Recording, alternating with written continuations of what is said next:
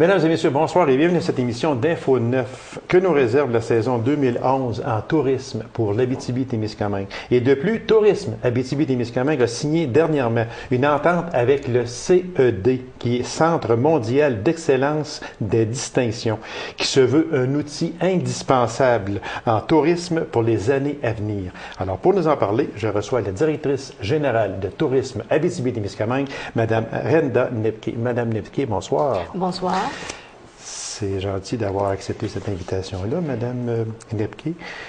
Vous êtes toujours la bienvenue à cette émission-là. Me fait toujours plaisir de venir discuter avec vous. Que nous réserve 2011? On a l'habitude, là, rendu à cet ainsi de l'année, le février-mars, là, de regarder les perspectives de l'année en cours qui s'en vient là, en 2011. Qu'est-ce que nous réserve 2011 au point de vue touristique chez nous? 2011, il y a deux gros morceaux, un gros morceau que la région va accoucher, si je peux le dire ainsi. Oui. Tourisme Abitibi-Témiscamingue vient... On avait pratiquement complété. Vous savez, il y a une trentaine d'années, il y a eu le premier colloque en aventure et en plein air au Québec, ici en Abitibi-Témiscamingue.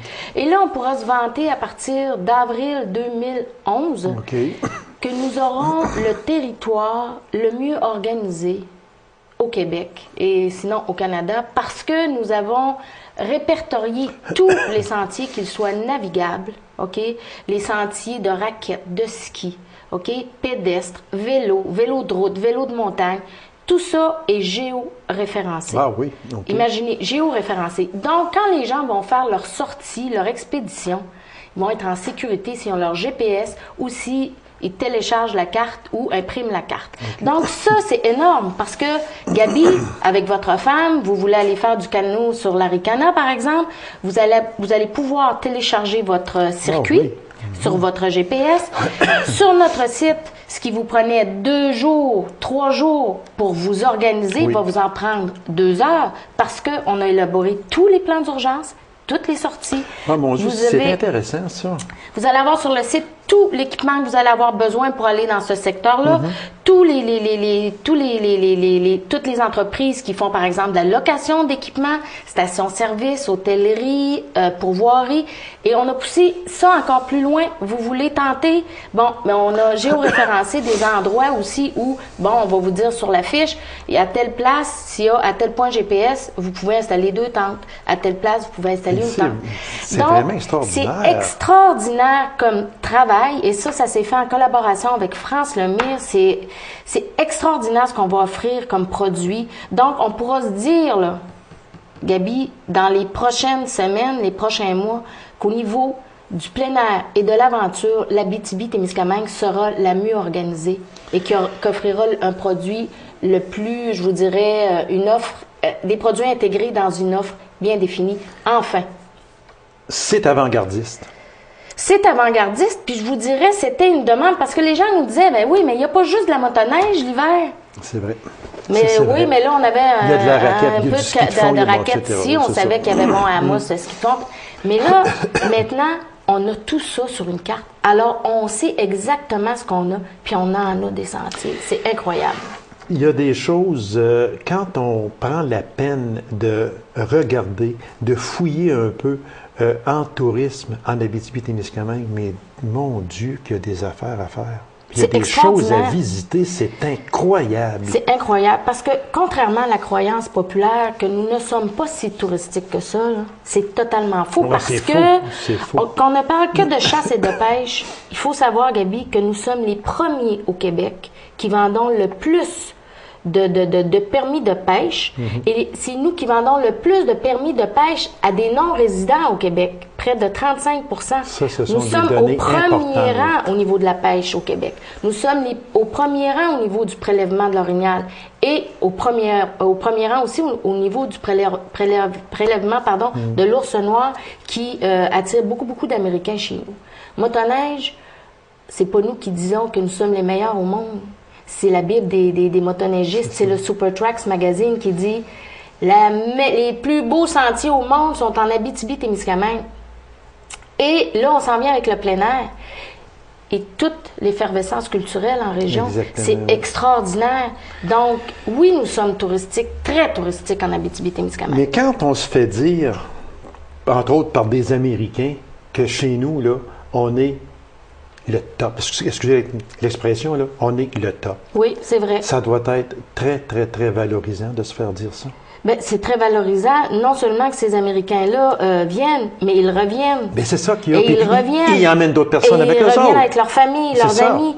Donc, oui, il y a, depuis déjà, je dirais, quelques décennies, les Américains ont adopté notre région. Bien, pas tous les Américains, certains Américains de certains États.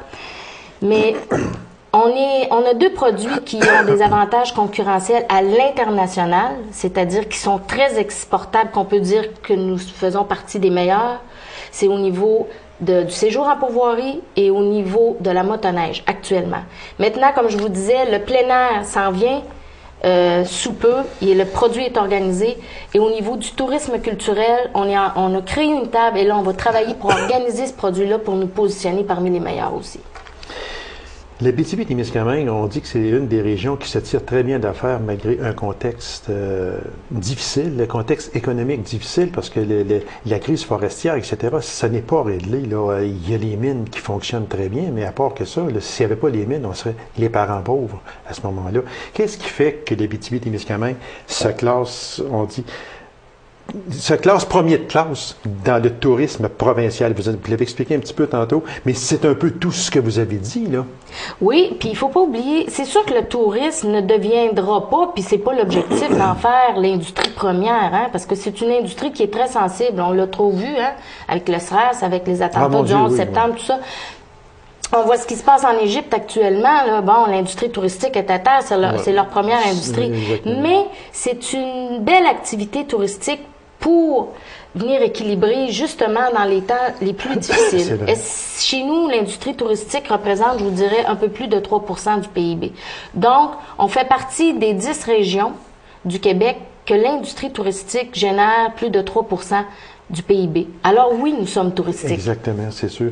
Avant d'aller de parler du CED, là, le tourisme hivernal, au moment où l'on se parle, on est le 1er mars que l'émission va passer.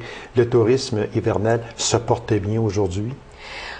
On a eu beaucoup de difficultés, vous le savez, hein? Il y a eu la crise. Ouais, là, je voulais en venir un peu, mais regarde, c'est difficile un peu, là. Ouais, mais ça va quand même bien. On a parlé aux hôteliers hier ça, et ça se maintient. Okay. Oui. Ça se maintient. Ce que je ne veux pas tourner le fer dans la plaie, là, puis juste un entrefilet que je veux faire, Mme Nepke, c'est que, est-ce que l'accord avec l'UPA et le gouvernement qui s'est signé le 17 décembre dernier, est-ce que ce fut trop tard pour le tourisme ou c'était juste à temps pour le tourisme? Trop tard. Trop tard pour le tourisme. Beaucoup trop tard. Il y a eu beaucoup de pertes. On le voit, nous, au bureau de l'ATR, nous vendons à Tourisme Abitibi-Témiscamingue des cartes d'accès pour les clubs.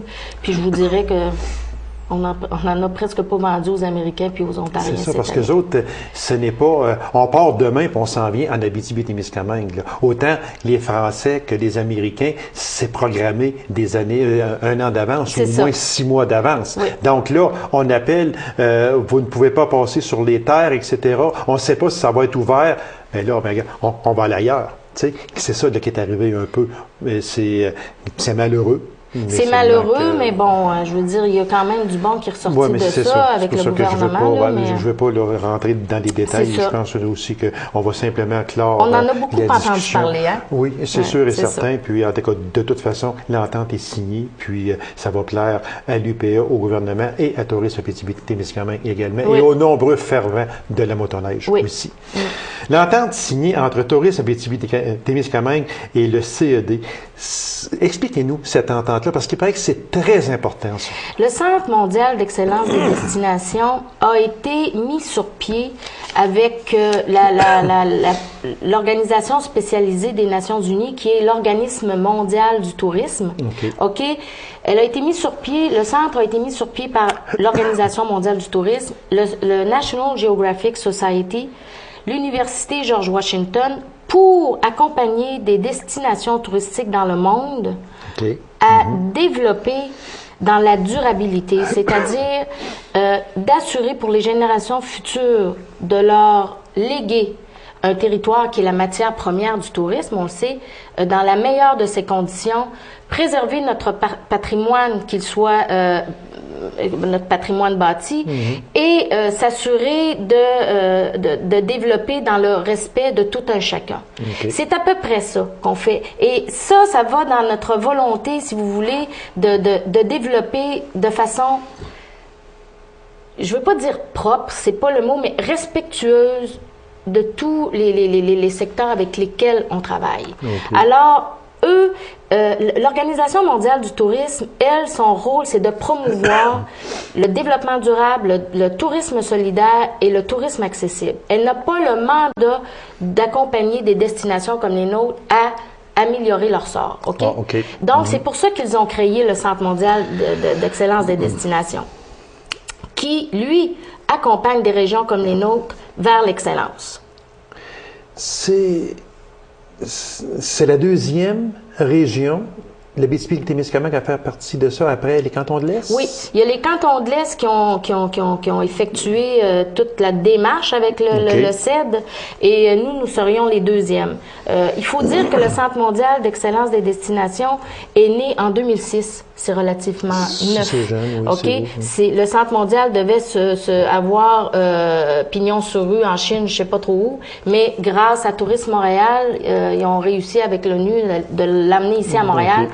Et Canton de l'Est a travaillé avec eux les premiers. Par contre, ils ont travaillé avec des destinations comme la vallée du Douro, Madère, Riviera-Maya, la ville de Mexico. Bon, il y en a à peu près une douzaine. Et nous, on s'ajoute à ces destinations-là. Comment on procède? Là? On disait qu'il y avait une série de questionnaires, environ 1000 questions, visite sur le terrain en mars, dépôt du rapport en juin à Tourisme Abitibi-Témiscamingue et planification stratégique régionale sur un plan 2012-2017. Bon. C'est ça? Ça veut dire que ça sera en vigueur en 2012? Oui, parce que nous, ce qu'il faut dire aux gens, c'est que notre plan de développement est complètement terminé. Toutes les actions qui ont été recommandées dans le plan 2007-2012, on les a toutes effectuées avec nos intervenants sur les territoires. OK, il est terminé. On passe à autre chose. Là, on s'enligne vers le Centre mondial qui s'en vient ici. Là, on a changé un peu l'agenda. Les gens sur le territoire nous ont dit, faites-les pas venir au mois de mars. Là. Ils verront pas la région à son apogée. Qu'ils viennent au mois de mai, fin mai, début juin, et comme ça, ils pourront vraiment... Ça commence, c'est ça exactement. Donc, le rapport sera livré par le secrétaire général de l'OMT et le vice-président du National Geographic en octobre, ici, en Abitibi-Témiscamingue.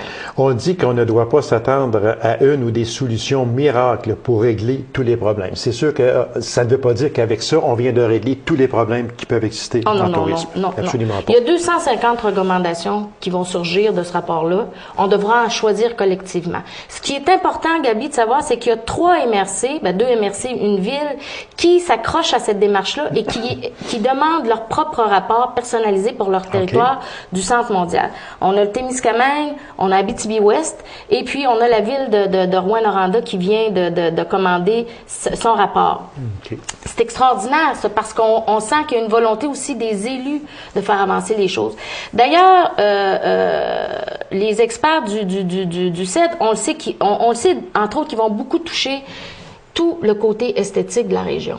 OK? Nous, on se dit, on est peut-être rendu là.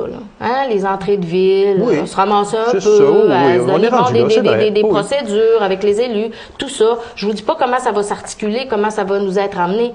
Mais le grand avantage de travailler avec ces gens-là, c'est qu'ils ont une banque d'informations extraordinaire. Donc, ils peuvent nous dire, voici ce qui s'est passé en Norvège, par exemple, dans la même situation. Voici comment ils ont procédé à tel endroit. Alors, ça sont des pistes de solutions pour vous autres. Et là, c'est là pour nous que ça devient très intéressant. Madame Lepke, c'est tout le temps. Merci infiniment. Puis, continuez votre excellent travail, vous et toute votre équipe à Tourisme Abitibi-Témiscamingue. Continuez votre excellent travail. Le tourisme se porte très, très, très bien en Abitibi-Témiscamingue et c'est grâce à vous et à votre équipe. Merci, Gabi. C'est moi qui vous remercie. Courte pause, mesdames et messieurs, et on vous revient immédiatement après. Restez avec nous.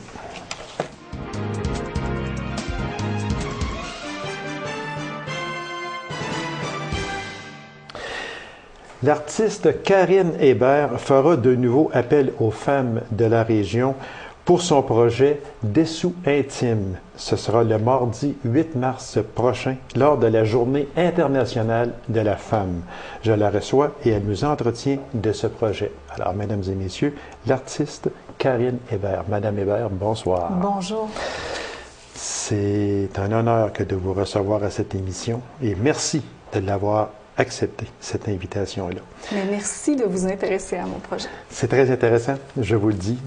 Et puis, comme je vous le disais avant qu'on rentre en onde, ça me fascine. Et puis, mais il y a des questions que je vais vous poser, c'est certain, et vous maîtrisez très bien votre sujet. Alors, qu'est-ce que le projet Dessous intime? En fait, au départ, c'est un projet de sculpture et de performance. Ce qui va se passer le 8 mars, c'est juste un projet performatif dans lequel je demande aux femmes de participer. Et ce que je leur demande, c'est de prendre la pose pour moi. Donc, prendre la pose comme un modèle, comme un mannequin. Elles vont prendre la pose pendant 10 minutes et moi, je vais prendre des photos des femmes. C'est une réflexion, finalement, sur le corps féminin qu'on fait collectivement. Parce que moi, je la fais comme artiste, mais en demandant aux femmes de participer, c'est participer à cette réflexion-là aussi, pas seulement poser un geste performatif. Est-ce que ça veut dire que la femme, à ce moment-là, va prendre une position et elle va la garder pendant 10 minutes? Exactement. C'est simple, en fait. Ça va se passer au Centre d'art Rotary. J'ai un accueil extraordinaire de la part de l'équipe du Centre d'art Rotary. Donc, il y a un podium, il va y avoir un podium, et les femmes vont être invitées à s'habiller en noir, à porter un corset, un bustier de plâtre et, comme vous l'avez dit, à s'installer, à prendre la pose sur le podium pendant une dizaine de minutes sans bouger. Et moi, je vais prendre des photos sous différents angles lorsqu'elles vont s'installer sur le podium. Pourquoi prendre des photos? C'est une trace qu'on laisse. Moi, ça me permet de documenter mon travail et je sais, parce que ce projet-là, dont la première étape a eu lieu l'été dernier, je sais que c'est en train de travailler, puis c'est en train de se transformer, ça va devenir un projet d'exposition. C'est une façon aussi de faire la cueillette de données de ces femmes-là qui ont accepté de participer. C'est quoi la relation spécifique que les femmes entretiennent avec leur propre corps? C'est intéressant parce qu'on en parlait dernièrement et je pense que les femmes sont touchées par le rapport qu'elles établissent avec leur corps. C'est pas toujours simple. C'est pas toujours simple de répondre à la norme, à ce qu'on nous propose comme modèle féminin. On se regarde, on est parfois très dur. Le regard est très dur par rapport à ce qu'on est, au corps qu'on a. Donc, c'est un peu parler de cette relation-là qu'on développe avec notre corps, qu'on développe parfois très tôt même, je vous dirais. Donc, c'est cette relation-là que je vais aborder avec les femmes. Alors, j'ai une question qui me brûle. Il faut que je vous la pose. Qu'est-ce que vous diriez à une femme dont vous lui proposez ceci, puis qu'elle dit « Moi, non, jamais, parce que j'aime pas mon corps ». Parce qu'il y en a, et je dirais beaucoup, de femmes qui n'aiment pas leur corps. Qu'est-ce que vous leur direz? C'est une très bonne raison pour le faire, pour participer. En même temps, il y a une question de respect là-dedans. Moi, je demande des femmes volontaires, donc il faut qu'elles soient à l'aise. Il ne faut pas oublier que ça se passe dans un lieu public. Donc, il faut qu'elles soient à l'aise de prendre la pause pour moi, mais forcément, il va y avoir des gens qui vont passer, qui vont voir. Il faut être confortable avec cette idée-là. Parce que ça a l'air tout simple, hein? Prendre la pause, monter sur un podium, mais c'est très audacieux comme geste. C'est sûr que c'est très audacieux, oui. Par rapport aux regardeurs, aux gens qui sont là, par rapport à soi-même, et c'est très généreux. Pour l'artiste que je suis, les femmes qui acceptent de participer, pour moi, c'est un geste extraordinaire. C'est un geste généreux. C'est un geste de partage aussi avec moi, mais aussi avec les gens qui sont là et éventuellement avec les gens qui vont voir les traces de ces performances-là, de ces poses-là à travers une exposition. Prendre la pose avec des corsets de plâtre. Là, vous allez m'expliquer les corsets de plâtre. Mais en fait, il y a des corsets, il y a des bustiers, il y a des gaines aussi. C'est un peu... il y a quelque chose d'intéressant au niveau de la réflexion. Ce sont des dessous féminins. Oui. C'est le premier vêtement qu'on a directement en contact avec la peau. Avec la peau. Il y a un rapport d'intime aussi. Et là, on le porte par-dessus les vêtements. Parce que les femmes sont toutes habillées, là. Oui, elles sont habillées en noir. Donc, il n'y a rien d'offusquant ou de dérangeant là-dedans. Mais elles portent le sous-vêtement de plâtre à qui on va donner, parce qu'en le mettant, en le plongeant dans le plâtre, on lui donne une rigidité. Oui. C'est complètement un autre rapport qu'on établit avec ce sous-vêtement-là qui, au départ, est là pour faire qu'on soit joli, qu'on soit à notre avantage. Donc, c'est un autre rapport qu'on établit avec le sous-vêtement. C'est la réflexion, c'est le rapport intime aussi qu'on met par-dessus. Donc, est-ce que c'est la réflexion qui est intime qu'on présente aux gens? Est-ce que c'est le rapport plus intime avec le corps qu'on dévoile aussi, mais en gardant ce désir de répondre? Donc, il y a tout cet aspect-là que moi, je désire explorer en utilisant de la lingerie qui est très rigide avec le plâtre. Et le contraste, le plâtre est blanc et vous demandez aux femmes d'être habillées en noir. Oui. Donc, le contraste est frappant. Le contraste est frappant. Il y a aussi une question d'uniformité, parce que c'est beaucoup plus simple au niveau de l'uniformité. Les femmes, elles sont toutes habillées en noir, peu importe qu'on ait un chandail, manche longue, manche courte, une jupe, on porte ce qu'on est bien, en autant que ce soit près du corps. Donc, il y a aussi toute l'idée d'uniformiser, de faire un avec toutes les femmes. Parlez-moi de l'engouement des femmes face à ce projet-là. L'été dernier, quand j'ai fait ce projet-là à Rouyn-Noranda, on était dans un espace public, on était au centre-ville. Vous étiez sur la rue, c'est ça? Oui, en fait, on était à la place de la citoyenneté, donc au centre-ville de Rouyn-Noranda. Et on avait une période de temps déterminée, comme pour le 8 mars. Une période de temps déterminée et j'avais quelques femmes qui s'étaient inscrites d'avance, des femmes que je connaissais, mais aussi des femmes que je connaissais pas. Et spontanément, parce que là, c'était un peu différent, parce qu'il y avait des femmes qui m'ont vu travailler en atelier. Je vous disais, c'était un projet de sculpture à ce moment-là. Elles sont venues spontanément s'inscrire. J'ai eu une quinzaine de femmes qui ont participé. Ah, oui. C'était le maximum que je pouvais accueillir pour l'événement lors de la présentation l'été dernier. Alors j'espère que l'engouement va être aussi grand ici à la Sarre le 8 mars parce que on a une plage horaire qui est plus grande, c'est de 13h jusqu'à 19h, il y a un 5 à 7 donc qui a été organisé par le Centre d'art Rotary. Mais on va continuer de prendre des photos. Donc devant le public, c'est un peu une célébration aussi au corps féminin, à la femme finalement. Moi, si je vous demandais dans les 15 femmes à Rouyn qui ont pris une part active à votre projet, l'âge moyen de ces femmes-là? Je vous dirais que j'ai eu entre 4 et 5 générations. J'avais des jeunes femmes qui étaient là et j'avais des femmes qui étaient plus âgées qui étaient là. J'avais vraiment un bel éventail au niveau des participantes. Et ça, c'est extraordinaire. C'est extraordinaire parce que ça démontre justement que la réflexion, elle se fait très tôt dans la vie d'une femme et qu'elle se poursuit aussi. Parce qu'il ne faut pas s'en cacher. Et il ne faut pas avoir peur des mots non plus. La femme, très souvent, lorsqu'elle atteint la cinquantaine, voit son corps qui n'est pas le même corps qu'à 25 ou 30 ans, et c'est tout à fait normal, commence à aimer moins son corps, commence à le montrer un peu moins. Parce que c'est peut-être normal, je ne suis pas une femme, mais peut-être que c'est normal pour la femme. Qu'est-ce que vous en pensez de ça? Bien, en fait, c'est une réflexion. Moi, je pense que c'est une réflexion qui est en mouvance dans la vie d'une femme. Les jeunes femmes vont se questionner à savoir pourquoi elles ne répondent pas à ce qu'elles voient, à ce que les magazines proposent. En même temps, est-ce que c'est une image qui est réelle, ce qu'on propose? Et les femmes, oui, qui sont un petit peu plus âgées, avec le temps, vont se questionner parce qu'elles n'ont plus le corps de leur jeunesse. Et ces femmes-là se questionnaient probablement aussi avant. Donc oui, c'est une réflexion qui est là, qui bouge dans le temps, mais je pense qu'il habite les femmes. Vous travaillez avec le corps de la femme. Dites-moi juste simplement de même, là, l'exploitation du corps féminin. Vous n'exploitez pas le corps féminin. Il faut bien spécifier ça aux gens. Là. Ce n'est pas l'exploitation du corps que vous faites. Mais il y a beaucoup d'exploitation de corps féminin. On n'a qu'à regarder la télé et dans les annonces, ce sont des corps presque parfaits. Qu'est-ce que vous pensez de ça? Bien, en fait, c'est un peu une réflexion qu'on peut faire aussi avec tout ce qu'on nous propose comme modèle. Qu'est-ce qu'on propose aux jeunes femmes? Qu'est-ce qu'on propose aux femmes qui avec le temps, dont vous parlez du corps qui change, mais je pense que oui, c'est une réflexion. Puis on a le droit de refuser ça comme femme. Moi, je pense qu'on a besoin de la diversité. C'est la vraie vie. On a le droit de refuser le modèle unique qui correspond à pas tant de gens que ça, finalement. C'est vrai, c'est vrai. Donc, c'est une façon aussi, je vous dirais, de prendre la parole, sans avoir à dire un mot. Parce que les femmes n'ont pas à parler quand elles vont prendre. C'est une action concrète. Et la journée de la femme, c'est intéressant parce que c'est aussi parler de soi, parler qui on est.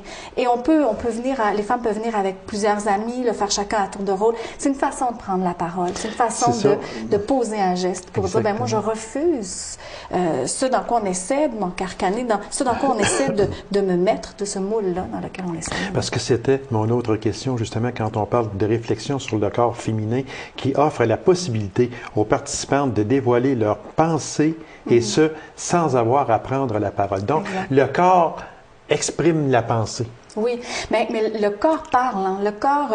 et puis là, en plus... je demande aux femmes de monter sur un podium, donc forcément, on le met de l'avant et elles prennent la pose dans laquelle elles sont confortables et on laisse la place au corps. C'est vraiment ça. Donc, elles n'ont pas à parler, mais c'est un geste hautement symbolique aussi. Donc, oui, c'est une prise de position qui n'est pas nécessairement verbale, mais c'est quand même une prise de position. C'est une façon d'affirmer quelque chose. Combien de temps dure une séance? Vous en avez parlé un petit peu tantôt, mais combien de temps dure Chaque pause dure 10 minutes. Pour le projet qui va se dérouler le 8 mars au Centre d'art Rotary, je serai là à compter de 13h jusqu'à 19h. Donc, une belle plage horaire dans un lieu extraordinaire. Donc, ça devrait donner quelque chose de super intéressant. Et pour revenir au projet, ce qui avait été fait à Rouyn-Noranda, les photos, parce que j'ai commencé cette cueillette-là, sont magnifiques. Les femmes... On questionne la beauté, les modèles qu'on nous propose et les femmes qui ont accepté de participer l'été dernier ont fait des photos extraordinaires. Elles sont belles. Il y a à un moment donné dans le processus, dans la pose, un abandon et pour moi, comme artiste, c'est extraordinaire. C'est un cadeau extraordinaire et je suis contente de vous dire que ce projet-là, qui devient un projet d'exposition, va pouvoir être partagé. Les gens vont pouvoir le voir, ce travail-là, éventuellement. Vous allez me faire une promesse, vous, Madame Hébert, lorsque vous allez faire votre exposition, j'aimerais que vous veniez à mon émission pour annoncer votre exposition et apporter peut-être quelques modèles ici en studio qu'on pourra montrer aux gens. Ça va me faire plaisir. Ça me fait plaisir de vous recevoir aussi, Madame. Une seule condition aux personnes participantes, être habillées en noir. Oui.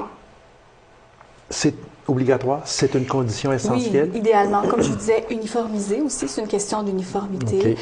C'est une aussi, de contraste. On met le corset en valeur, mais je suis très à l'aise. L'idée, c'est d'avoir un vêtement proche du corps pour pouvoir enfiler un sous-vêtement, mais on peut porter une robe, on peut être... j'avais des femmes qui posaient nu-pieds, j'avais des femmes qui posaient avec des souliers. J'ai pas de limite, en fait, aux vêtements. L'idée, c'est de la couleur. C'est vraiment une question d'une uniformité. Oui.